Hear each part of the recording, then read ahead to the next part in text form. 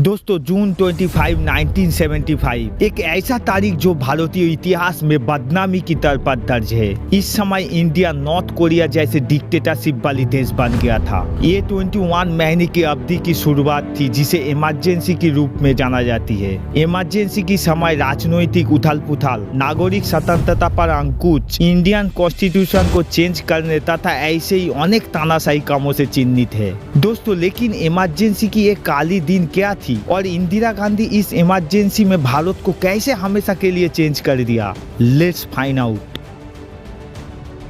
दोस्तों इमरजेंसी को समझने के लिए हमें 1970 की दशक की शुरुआती राजनीतिक माहौल से शुरुआत करनी होगी। भारत की तत्कालीन प्रधानमंत्री इंदिरा गांधी को बढ़ता विरोध और आलोचना का सामना करना पड़ रहा था।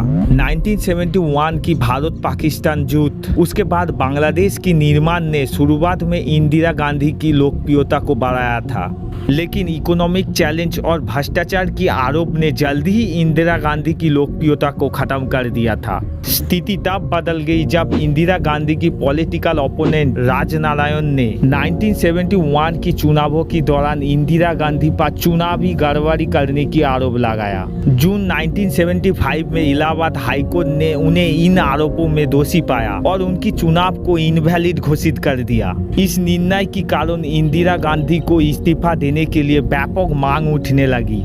इन बढ़ती दबाव की जवाब में इंदिरा गांधी एक कठोर कदम उठाया। 25 जून 1975 की रात को उन्होंने आंतरिक अशांति की हवाला देते हुए भारत की राष्ट्रपति से इमरजेंसी घोषित करने की सिफारिश की।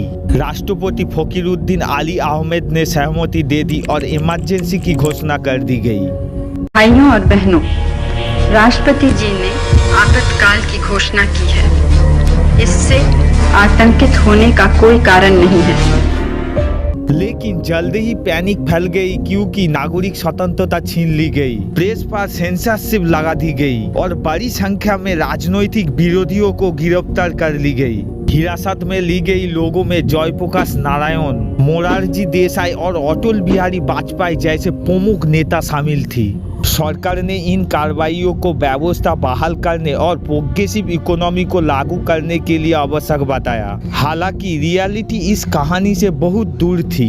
डॉक्टर अरविंद कुमार ने कहा, इमरजेंसी वो समय थी जब लोकतांत्रिक स्वतंत्रता को कमजोर किया गया था, कानून की शासन को नष्ट कर दिया गया। सरकार पार्लियामेंट को दरकिनार करते हुए ऑर्डिनेंसेस एंड एग्जीक्यूटिव ऑर्डर के माध्यम से काम करती रही। इमरजेंसी की समय सबसे विवादास्पद पहलू था जनसंख्या नियंत्रण के लिए अपनाई गई आक्रामक उपाय, जिनमें जबरन नाशबंदी भी शामिल थी। इमरजेंसी के दौरान दिल्ली जैसे शहरों में बड़ी पैमाने पर झुग्गी झोपड़ियों को ध्वस्त किया गया, जिससे गरीब और मार्जिनलाइज्ड पीपल और अधिक विस्थापित हुई। जैसे जैसे घरेलू और अंतर्राष्ट्रीय तौर पर विरोध बढ़ती गई, इंदिरा गांधी पर राजनीतिक दबाव भी बढ़ती गई। 18 जनवरी 1997 को उन्होंने इमरजेंसी की समाप्ति की घोषणा की और आम चुनावों का आह्वान किया। मार्च 1977 में हुई चुनावों में इंदिरा गांधी और कांग्रेस पार्टी की हार हुई और जनता पार्टी सत्ता में आई। ये इमरजेंसी की जोरदार रिजेक्शन थी तथा भारत की लोकतांत्रिक मूल्यों की पुनर्प्रतिष्ठित किया। इमरजेंसी की समय इस बात की याद दिलाती है कि लोकतंत्र कितना कमजोर हो सकती है और लोकतांत्रिक स्वतंत्रता की रक्षा में सतर्कता की कितना महत्व है।